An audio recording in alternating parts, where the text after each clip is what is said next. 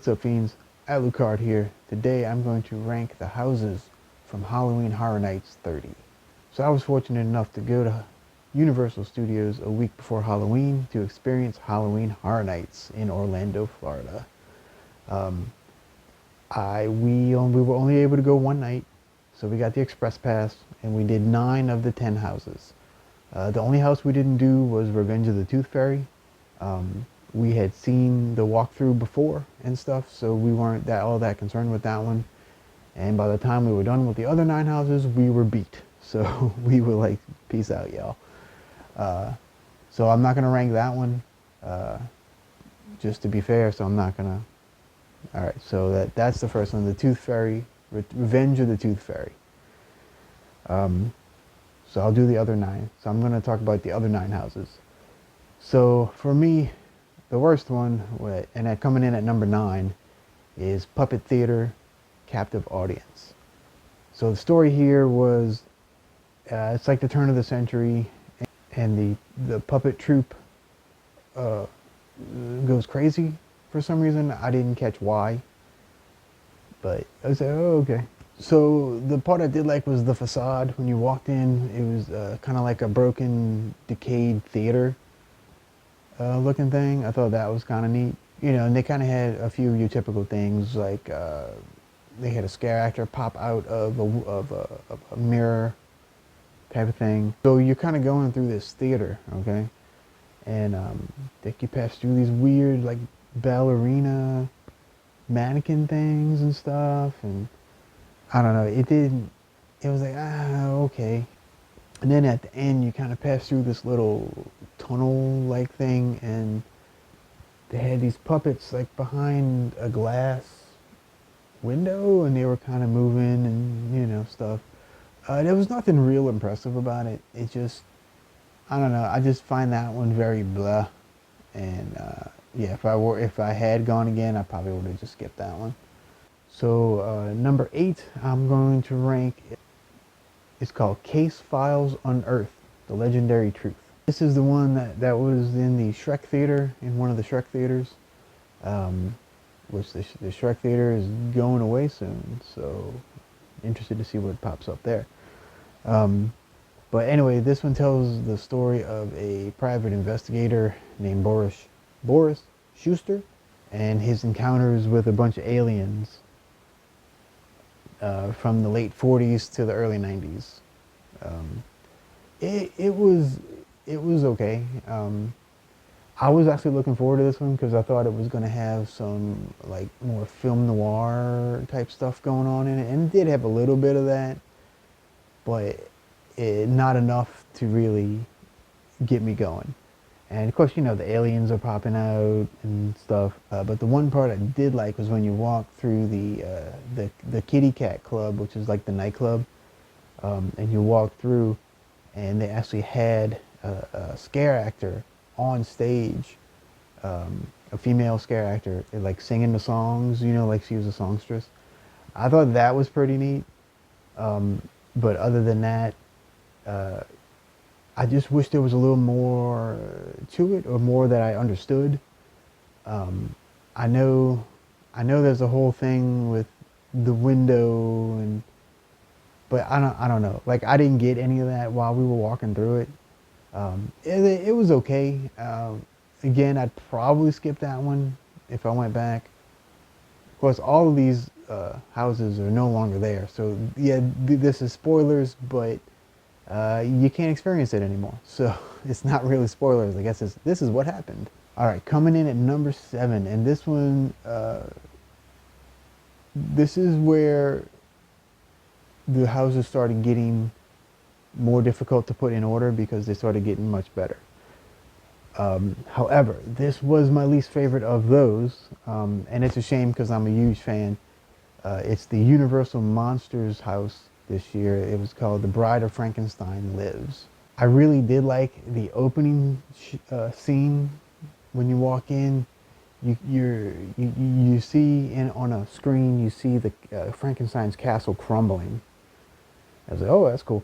And then you walk in, and you're kind of in the rubble, and you see the bride and Frankenstein up top the castle, and it's a big piece of big piece of castle on Frankenstein, and the bride's trying to lift it, and she's like, "Help!" Sort of, and it's really really impressive scene from the jump, and then the rest of the story is that is the bride kind of becoming Frankenstein as she tries to bring back Frankenstein's monster. So she kind of turns into the doctor. So I thought that was a pretty interesting little twist. And as you walk through, there are other creatures like vampires and mummies and stuff. So I'm assuming that the bride, in the story, the bride is also experimenting on vampires and stuff. So I'm like, this is actually a pretty cool idea. I love it. There was a really cool part where you pass through and you're kind of surrounded by all these coffins. And, of course, and they're all skeletons and stuff. And, of course, one of them's a real person who jumps out at you. And he's you're going through one of the lab scenes, you see one mummy and one gill man. So it's a creature from the Black Lagoon. He's kind of like in a water cage. I was like, I thought that was a nice little touch. At least they threw them up in there. And then at the end, the bride successfully brings the monster back. So at the end, they both kind of jump at you. Yeah, so I thought that was, being a huge fan of the Universal monsters, I really did like it. I wish there was a little more to it, because it was just kind of it seemed like it was a lot of the same stuff over and over again, except for those couple of scenes that I said. A lot of lab stuff, which, I don't know, the more I think about it, the more I like it. But yeah, that was a good one. So that one came in at number 7. All right, number 6, I am unfortunately going to put Beetlejuice at number 6. I know this was the big house everybody was clamoring for. I did like it. Don't get me wrong. You walk in and you're greeted on a podium by Mr. Beetlejuice himself, and he's telling his jokes and whatnot. And then you turn the corner and you go into this like revolving tunnel, and of course it's all black and white, kind of like the Beetlejuice colors. And but I didn't know the platform was moving too. So like you walk on and you're like, whoa, this is trippy, and like you had to like hang on to the sides, and so that's your gateway to get into the afterlife, right? And so you go down, you go through the office that's in the movie, and the whole deal. Of course, Beetlejuice is popping out here and there. So eventually you end up in the Maitland's attic. Of course, Barbara and Adam pop up in their scary forms and stuff. And then you kind of turn, and then Lydia pops up, and I was like, oh cool, Lydia. And then there's another cool part where you walk through, and then it's like the Deo scene, except it's all on the roof, so it's all upside down, and of course then the speakers are playing Deo, And then you turn a corner, and then this like ginormous Beetlejuice head like pops out at you. I mean, it's like gigantic. It's really it was cool. It's like whoa, it's like the snake head Beetlejuice. It's like rah, Then at the end you enter this like long hallway, and up above you is the giant sandworm like coming down like rah rah. That was pretty cool. And then at the end, the jump in the line starts playing as Beetlejuice was like, see ya, But yeah, I did like it, and I'm a big fan of Beetlejuice and Tim Burton and Michael Keaton and all those guys. Anyway, but I don't know. There were just other houses that were better. I highly enjoyed it. I would definitely go through it again. Coming in at number 5 is the other marquee house for the season, Netflix's The Haunting of Hill House. This one was very visually impressive. You walk in, and the whole facade of the house is all there, and you walk through the house, and I thought that was cool. I was like, yeah, this is all because I'm a big fan of the show. I don't have Netflix anymore, but that was one of the shows that we did watch, and that show is fantastic. If you haven't watched it and you have Netflix, definitely watch it. It's freaking awesome.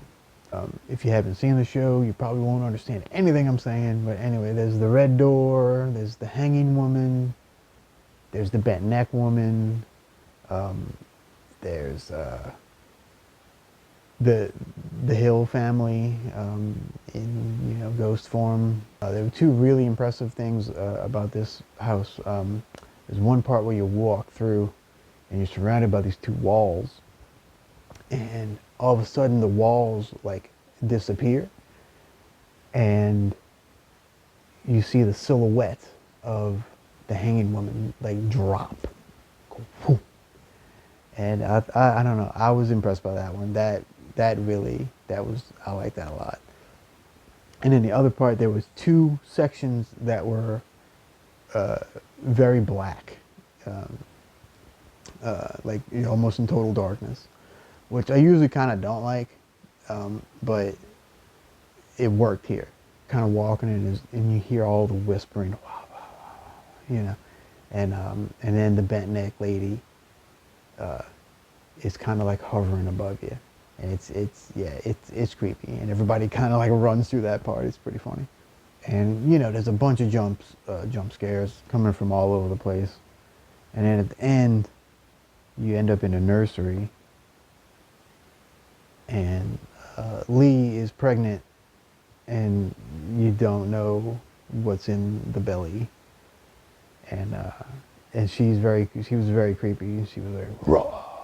So I don't know, just like the way she did it, that scare actress was was pretty cool. And then at the end when you exit, they have a guy on stilts scaring you, and I think it's supposed to be William Hill. All right, now we're getting to the creme de la creme.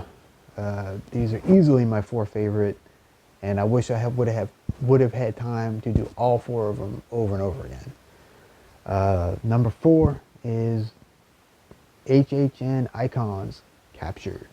This one tells the story of 7 of the Halloween Horror Night icons.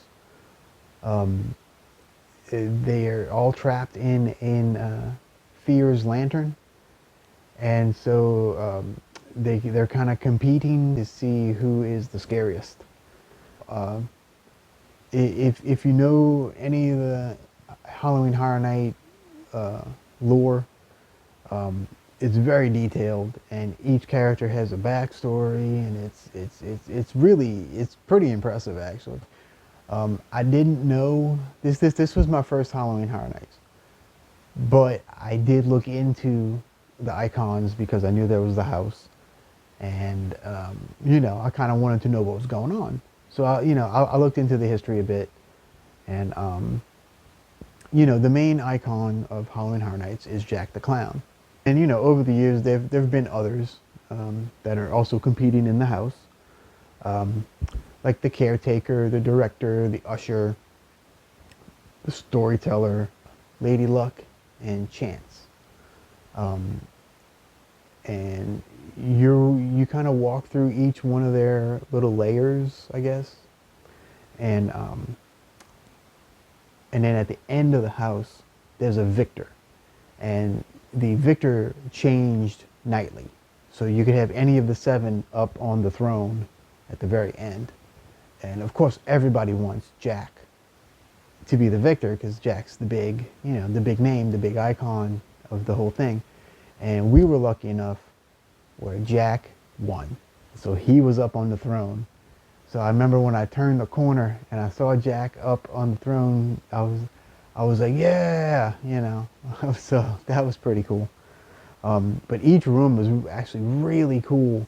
Like the usher, you're in a movie theater, and he's like shushing you because the movie's playing and stuff. And the caretaker's room is the funeral home, so that's all creepy and stuff. And Lady Luck's room has a guy like on a gigantic roulette wheel, and he's just kind of hanging there. And then at the end, when you get to the throne room, they have the other, I think it's 3 or 4 of the other icons try to get you before you get to the end. But yeah, that one's really cool. And I'm happy we ended up with Jack being the winner.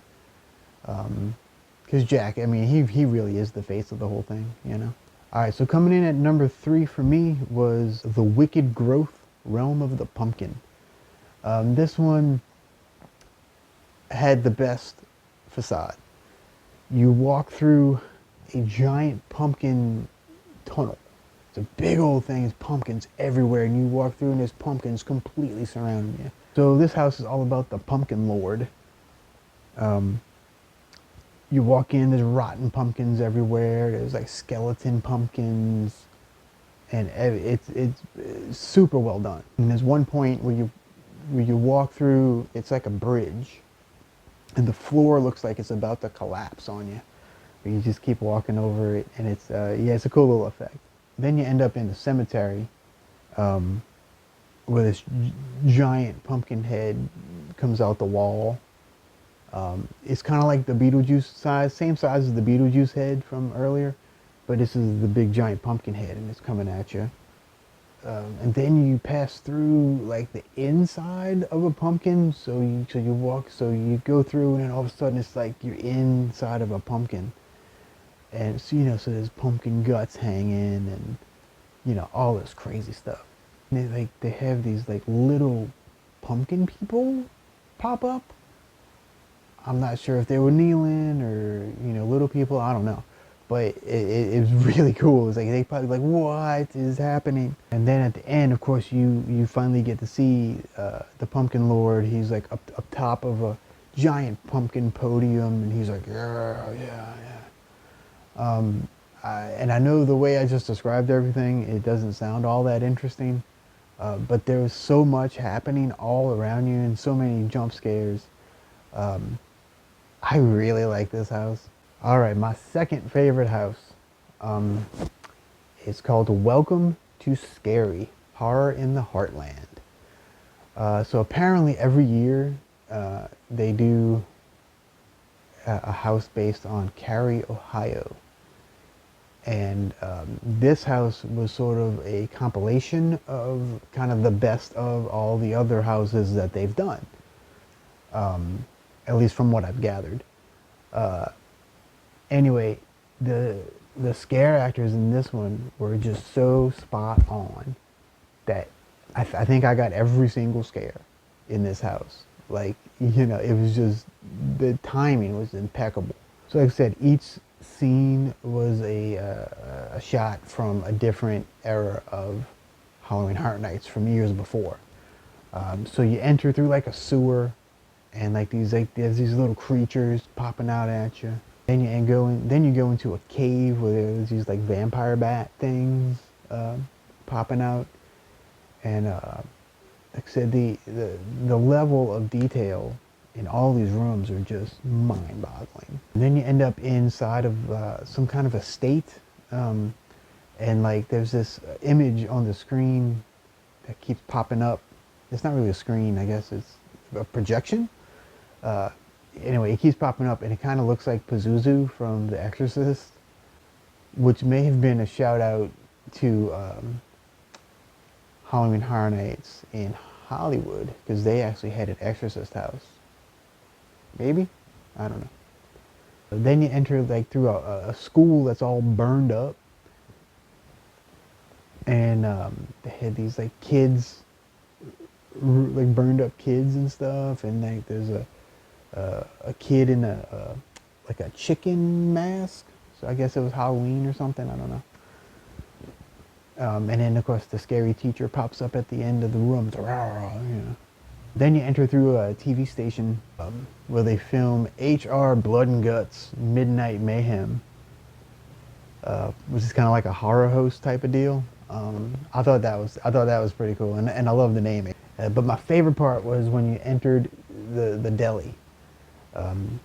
So you enter the deli, and the scare actor slides in like next to you, and he has like this Billy Bob, not Billy Bob, was it Big Boy head on, and he just he was so smooth. He went whoop, and he was like, whoop, and it was just like, I don't know, that one caught me off guard so much that I freaking loved it.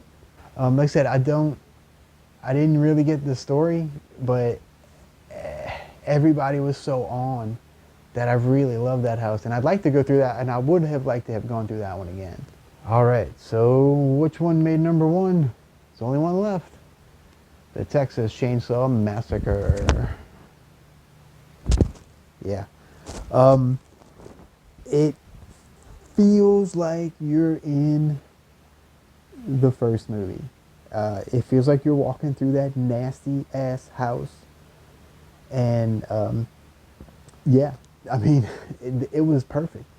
You start by walking through the front of the house. There's like a gas station, and you kind of go around, and of course the very first thing you see is Leatherface pops up. I didn't count when I was there, but I counted after.